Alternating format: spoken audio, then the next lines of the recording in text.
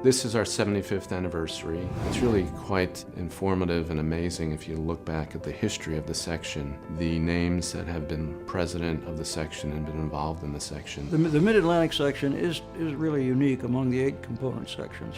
We're sitting here in the headquarters of the American Urological Association today, and where is it located?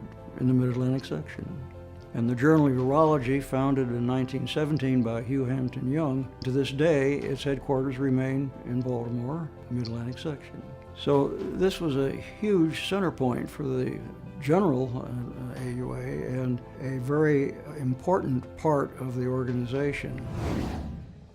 I'm sure each section has its charm. I don't want to say we're any different or superior. I think just the members of our section, I think, are tremendous individuals. We have, I think, a wonderful blend of academic urology, clinical practice in urology, with a variety of institutions, a variety of institutional backgrounds, a variety of clinical practices and contributions to the field. The Mid-Atlantic section offers a lot of opportunities for residents and for young members of our section. Not only educational opportunities, we have a tremendous amount of talent in this section, and it's highlighted every year at the annual meeting. When I went into private practice in 1953, I joined the Mid-Atlantic. Not only made good friends with the practicing urologists throughout the section of the Mid-Atlantic, but you had some real expert professors, and they were there, and they were perfectly willing to sit down and talk to you.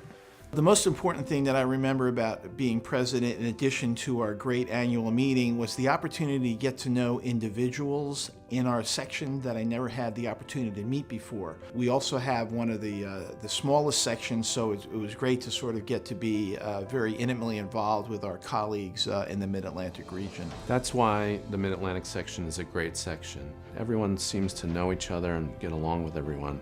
Sort of a nice family of urology. So I usually will tell people getting in on the program or on a committee is a great way to sort of get involved in the section. And I can remember back getting involved with the section in my younger years and having more senior urologists be very encouraging and supportive. That meant a great deal. And then to move forward, to continue to be involved in the section to help support and encourage those coming behind me, very rewarding experiences. The practice of urology today bears no resemblance to what I was trained in 65 years ago. Unfortunately, what we thought were advancements in those days, nowadays, is entirely different. Learning a TUR, where you look through the urethra, through an instrument, there's blood everywhere, having to learn to do one is very, very taxing. The learning curve was horrendous. My chief that trained me said, you shouldn't ever charge for the first 200 you do.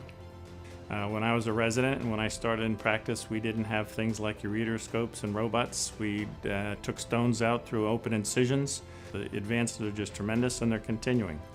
And I really think in all of medicine, what we do in urology when we can create a neobladder for someone is one of the most amazing and underappreciated advances in all of medicine.